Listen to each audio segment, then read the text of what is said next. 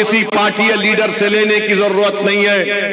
ये कोई नहीं था जब हम इस मुल्क के लिए लड़ रहे थे। संविधान बना तो बाबा साहिब अम्बेडकर ने संविधान बनाया। अगर बाबा साहब नहीं होते तो संविधान नहीं बनता।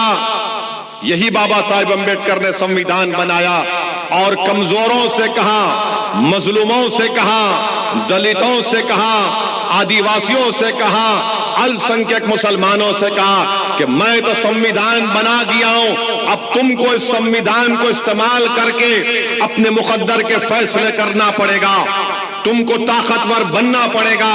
मैं तुमको वोट डालने का इख्तियार दे रहा हूं, तुम वोट के जरिए अपनी लीडरशिप को पैदा करो, अपने कायद को पैदा करो, ताकि तुम्हारी आवाज इस देश के पार्लियामेंट और विधानसभा में गूंजे। और वो अजमल कसब, हमने भारत के कानून के तहत उसको जेल में रखा, कोर्ट में केस चलाया और उसको सजा दी, उसको फांसी दी गई थी। और जब अजमल कसब को फांसी दे दी गई तो हुकूमत ने कहा कि इसको दफनाने के लिए कब्रिस्तान के लोगों से कहा कि इसको दफना दो। मैं सलाम करता हूं मुंबई के उस कब्रिस्तान के जिम्मेदारों को जिन्होंने कहा कि हम अपनी देश की सरजमीन इस जानवर को नहीं देंगे जिसने हमारे देश के लोगों की जानें ली, जो आतंकवादी है।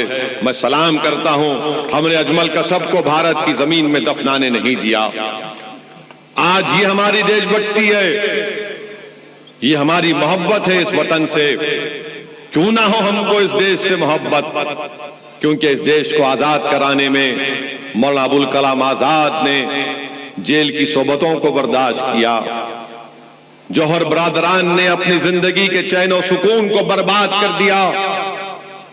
एक भाई तो लंदन गए थे अंग्रेजों से बात करने के लिए और उन्होंने कहा था अंग्रेजों से कि अगर मुझे आजादी नहीं मिलेगी तो मैं भारत को जिंदा जाना पसंद नहीं करूंगा।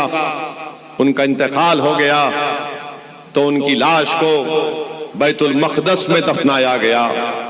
क्यों ना हो हमको इस देश से मोहब्बत कि हमारे बुजुर्गों ने, अल्लामा फजल खैराबादी रहमतुल्लाह अलैह ने अंग्रेजों के खिलाफ जिहाद का फतवा दिया था और काला पानी की सजा काटी। और जब उनके बेटे ने अल्लामा फजल खैराबादी के रिहाई का ऑर्डर लेकर आए तो मालूम हुआ कि अल्लामा फजल खैराबादी दुनिया से चल बसे।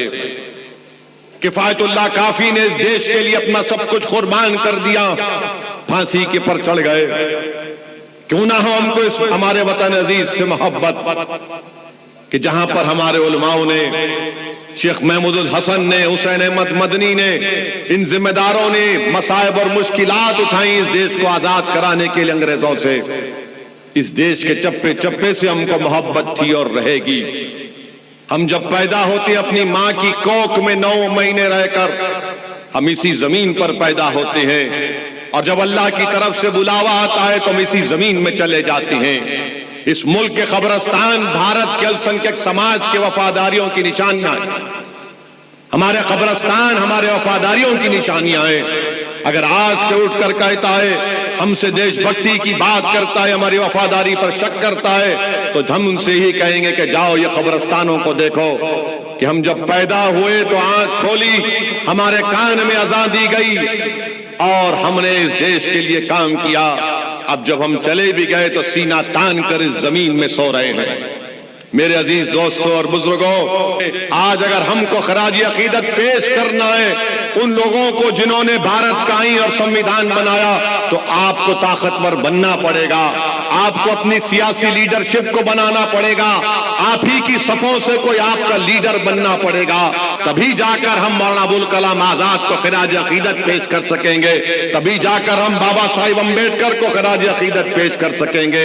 मेरी अजीज दोस्तों और बुजुर्गों, मेरी इज्जतदार और माँ और बहनों, मेरे गयूर नौजवान साथियों, ये मेरी आपसे इल्तिजा है, गुजारिश है कि आप अपने वोट का सही इस्तेमाल करें। सिर्फ संविधान को ना देखें बल्कि संविधान में क्या लिखा गया उस पर गौर करें। और जब संविधान बन गया, लागू हो गया इस देश में, और जो पहली संविधान की किताब बनाई गई जो आज भी भारत के लोकसभा की लाइब्रेरी में मैंने कई मर्तबा उसको देखा, जो लोग आज आकर असदुद्दीन ओवैसी की वफादारी पर शक करते हैं, अरे सुनो कांग्रेस और आरएसएस और भाजपा वालों, जब वो पहली संविधान की किताब लिखी गई, उस किताब में कई बड़े बड़े लोगों की तस्वीर है। राम सीता की फोटो है, लक्ष्मण की फोटो है, उसमें गुरु नानक की फोटो है, उसमें बड़े बड़े इस मुल्क में जिन्होंने तारीख बनाई उनकी तस्वीर है। और आपको मालूम, उस पहली किताब में टीपू सुल्तान की भी फोटो है। टीपू सुल्तान शहीद रहमतुल्लाह अलैह की फोटो है। लिखने वालों ने, संविधान लिखने वालों ने टीपू की फोटो डाली थी, उसमें झांसी की रानी की फोटो है। आज हमसे कहती है कि तुम वफादार नहीं हो। अरे उस किताब लिखने वालों ने टीपू की फोटो डाली। तो टीपू सुल्तान मालूम हुआ कि टीपू सुल्तान इस मुल्क से मोहब्बत करने वाला था, जिसने अंग्रेजों की गुलामी को कबूल नहीं किया और शहादत को तस्लीम किया, जिसने अपनी जान को